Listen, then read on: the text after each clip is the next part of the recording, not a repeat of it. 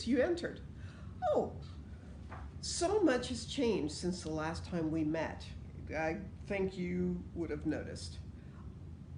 Last time we were able to meet at the church in the room, and now everything has changed because of the coronavirus.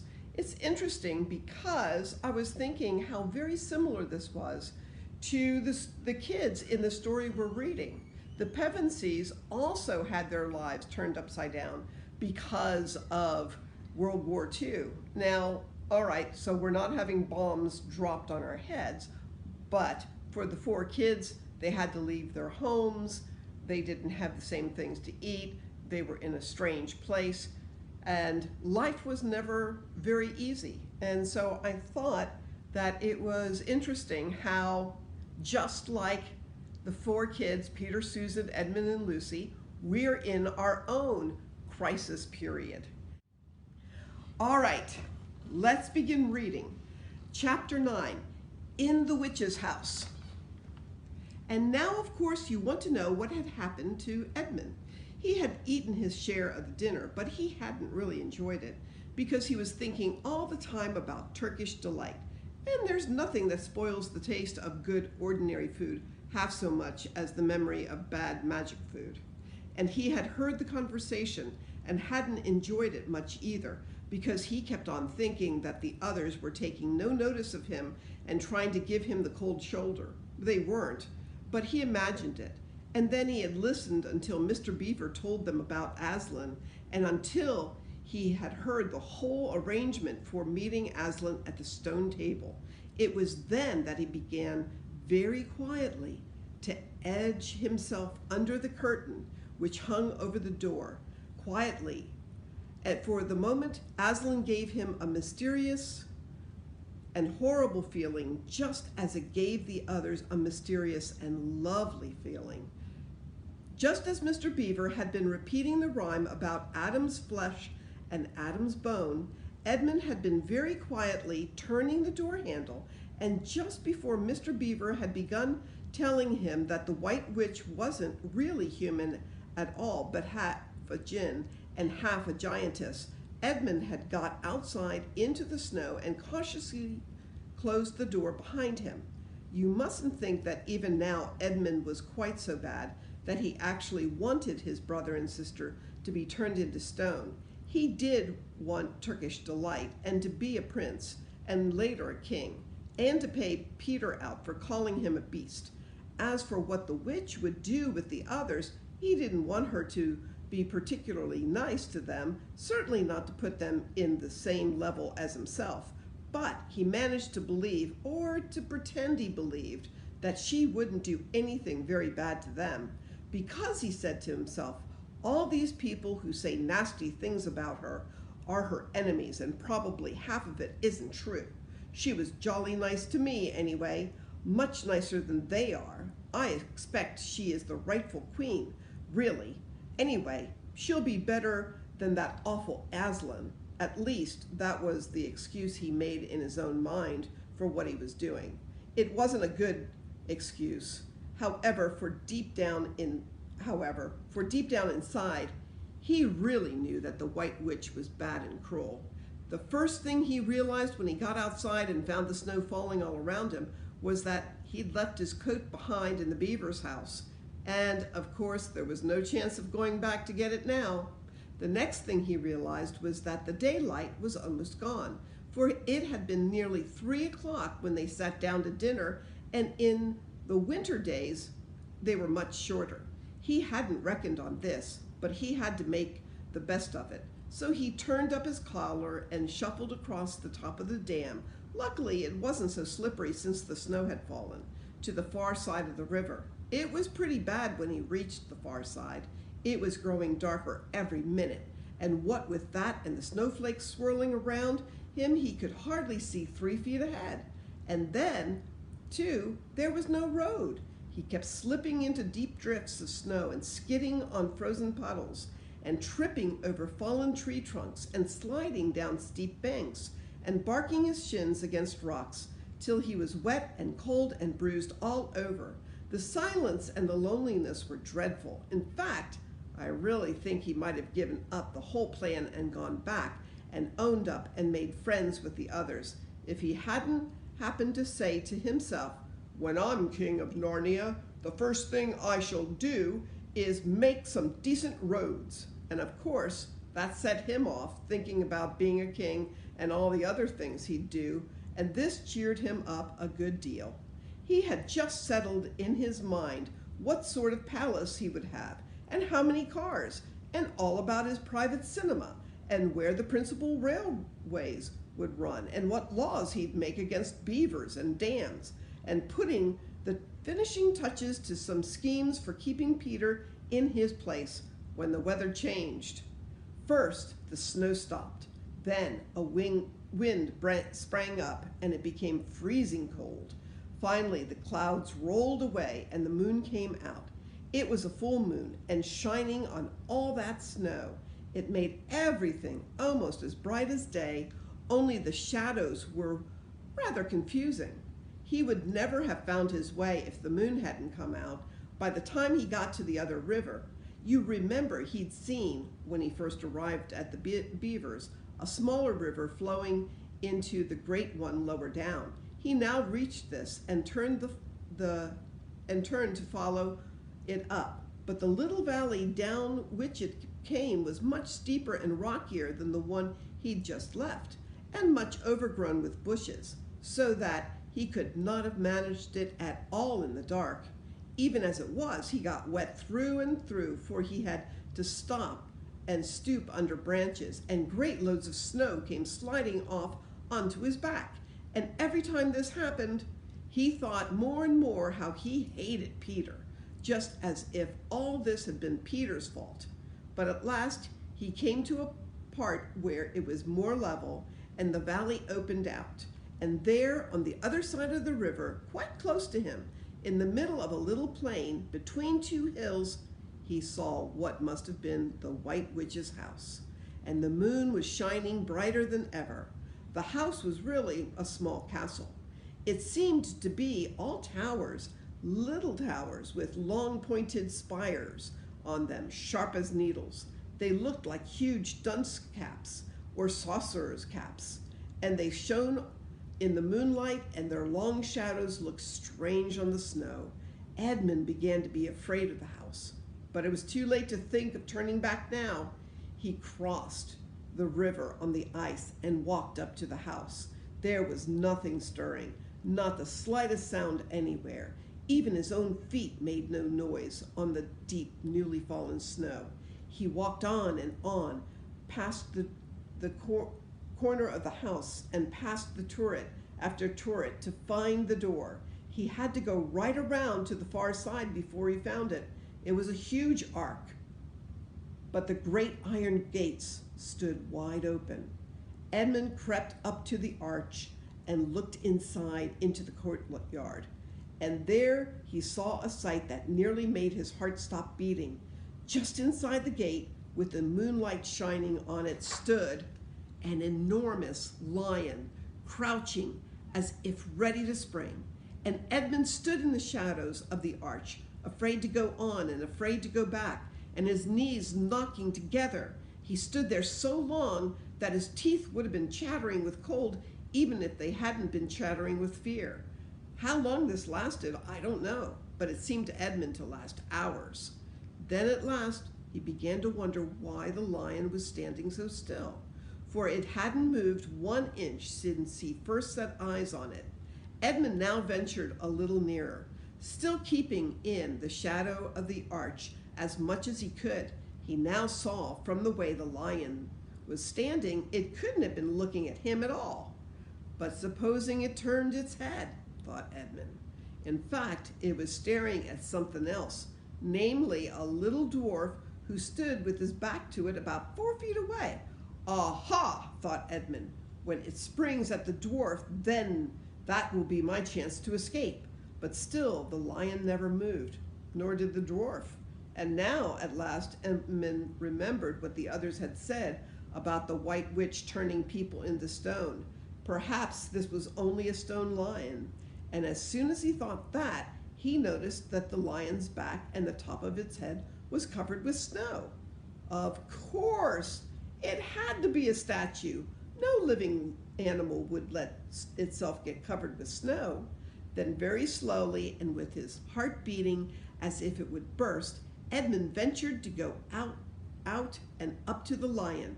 Even now he hardly dared touch it, but at last he put out his hand very quickly and did. It was stone cold. He had been frightened of a mere statue.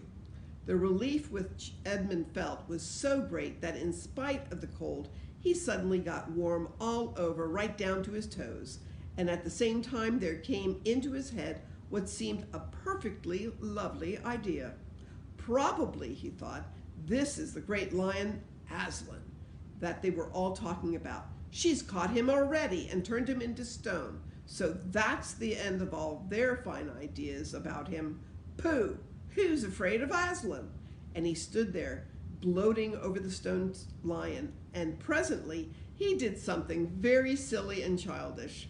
He took a stump of lead pencil out of his pocket and scribbled a mustache on the lion's upper lip, and then a pair of spectacles on his eyes. And then he said, "Yeah, silly old Aslan, how do you like being a stone? You thought yourself mighty fine, didn't you?"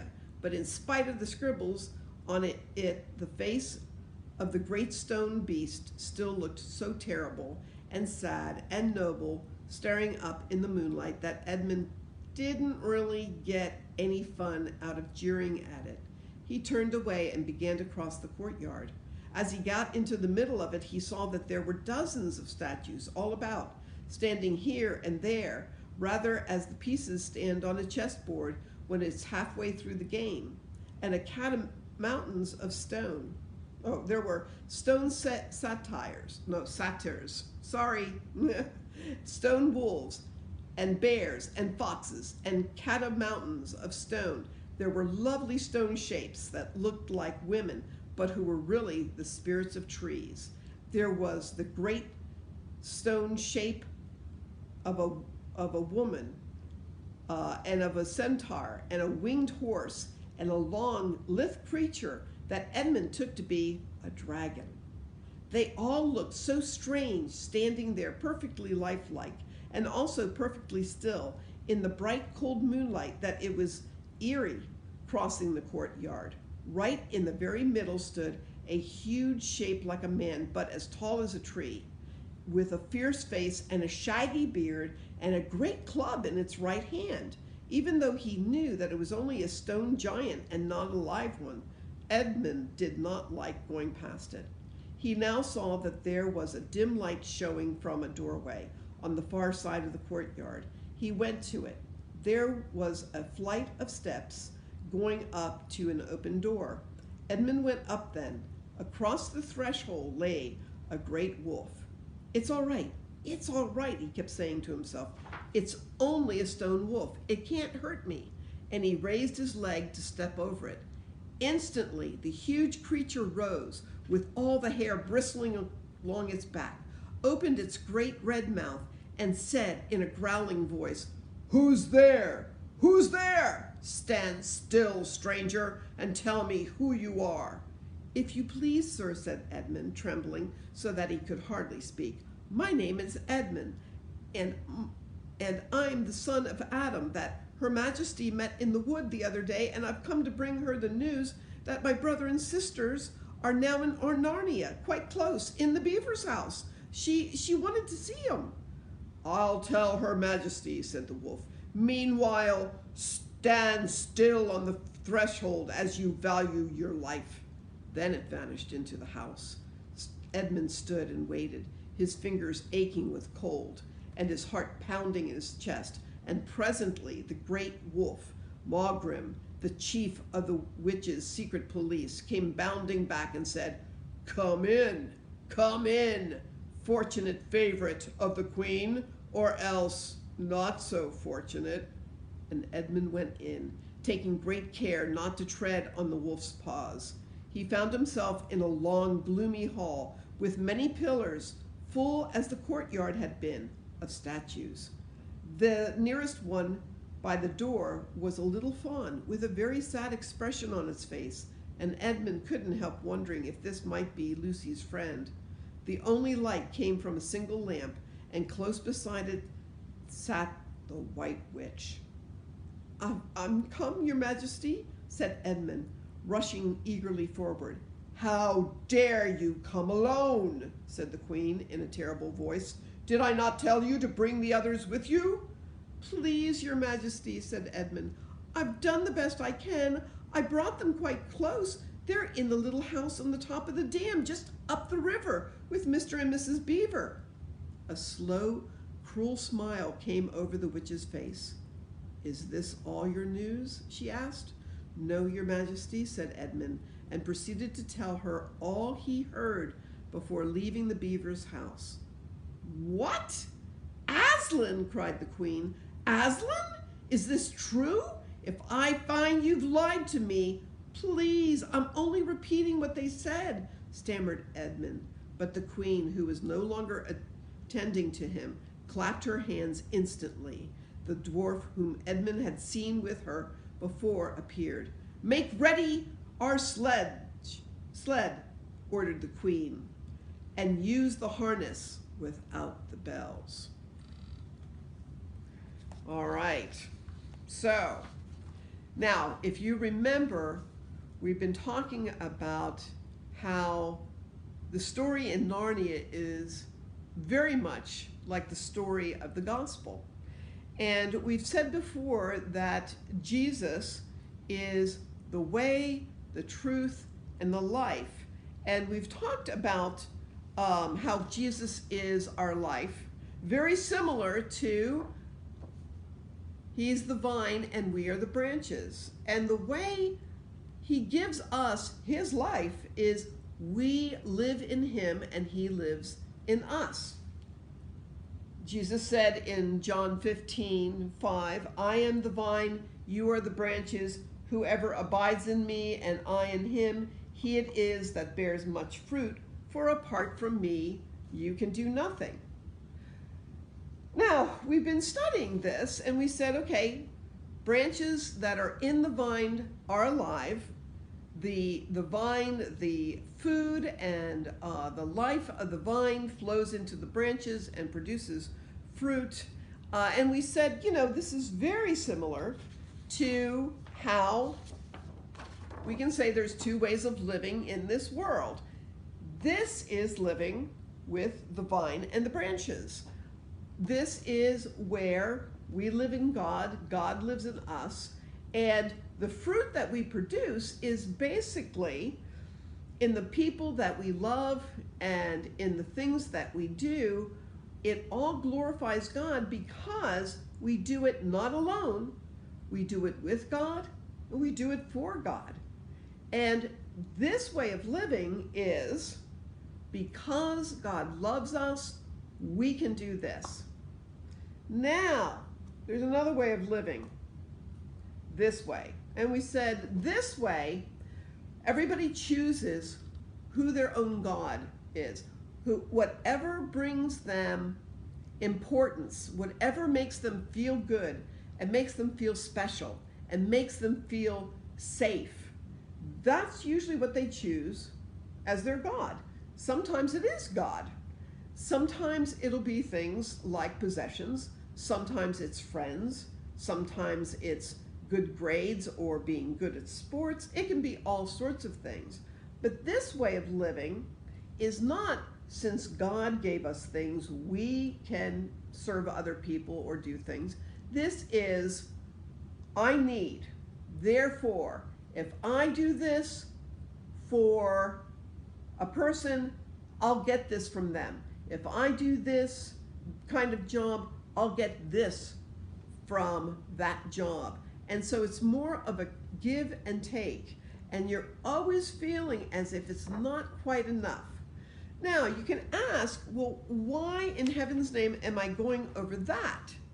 Because we're into not Christ is our life, but Christ is our way. Well, the reason we're going into that is because whoever is your God, that is who tells you what the truth is. Okay, there's only two kingdoms in the world. the kingdom of Aslan, or Jesus, and the kingdom of the White Witch, or Satan.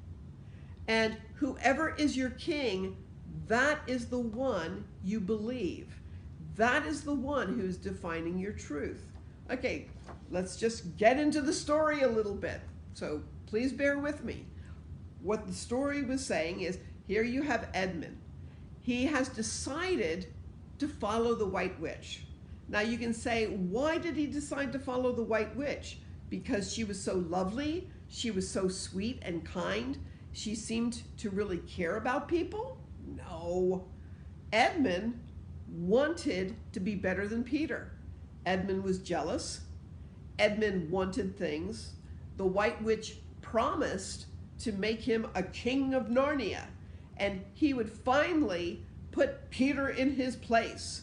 And so even though he knew deep down that the queen was lying and that everybody else was telling the truth, he believed the lies.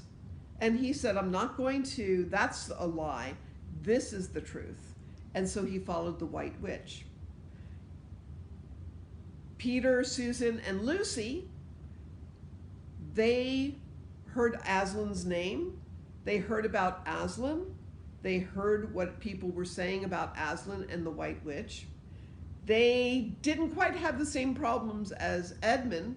And some of the problems Edmund had really were a result of the way Peter was treating him.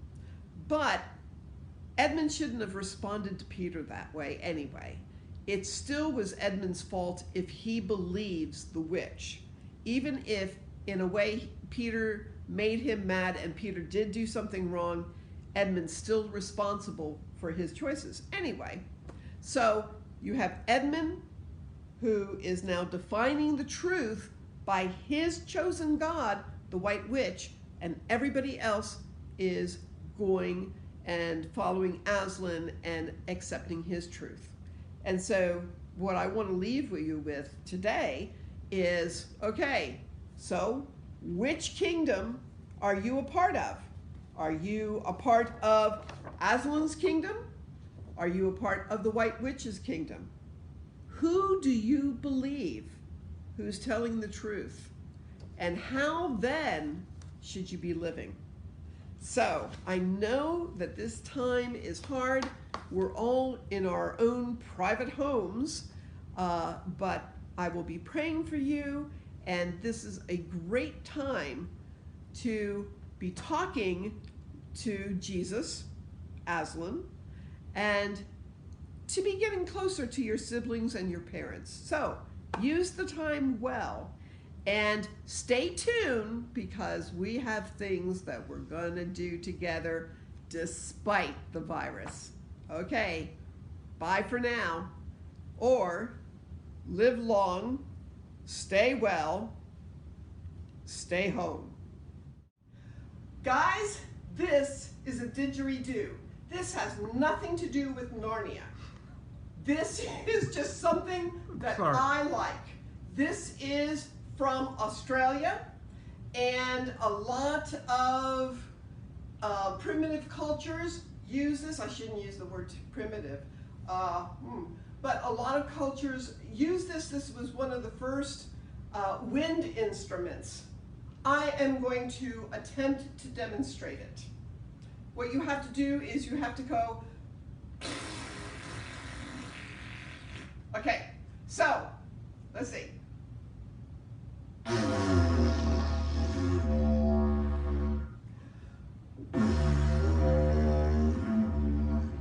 Now, they have something they call circular breathing, which is really, I have no idea what that is, and I can't do it. And they can vary the sounds by doing